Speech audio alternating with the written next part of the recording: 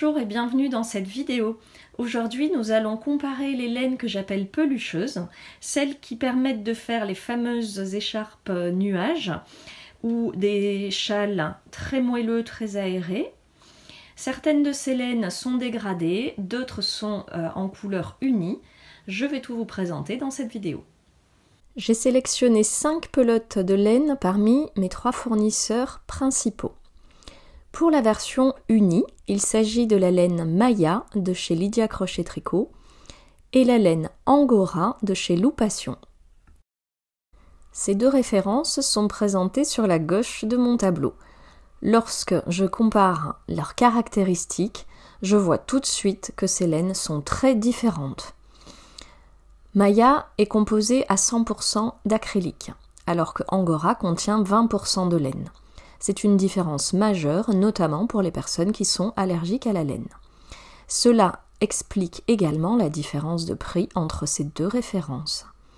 On voit également que l'Angora de chez Loupation a un métrage beaucoup plus grand pour la même quantité de laine. Elle est donc très économique. Quoi qu'il en soit, vous pouvez tout à fait réaliser le même type d'ouvrage avec la Maya ou l'Angora. Les laines pelucheuses existent également avec des coloris dégradés.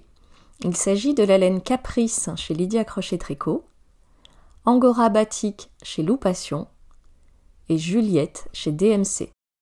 Ces 3 références sont présentées sur la droite de mon tableau. Elles contiennent toutes un mélange d'acrylique et de laine, qu'il s'agisse de mérino, mohair ou alpaga.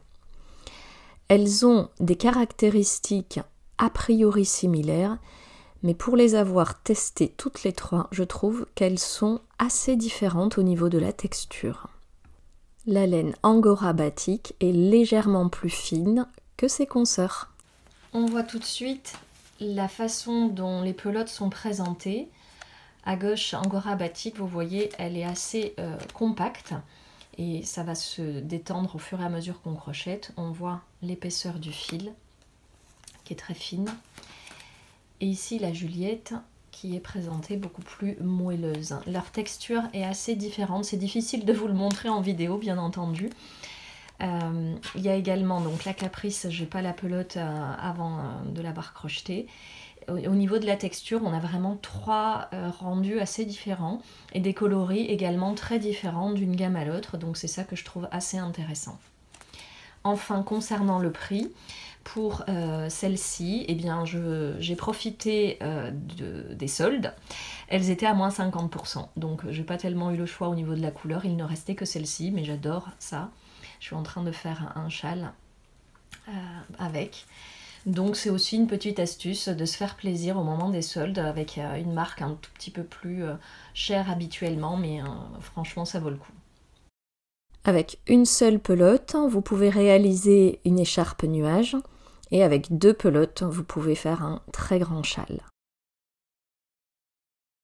J'espère que cette vidéo comparative vous sera utile.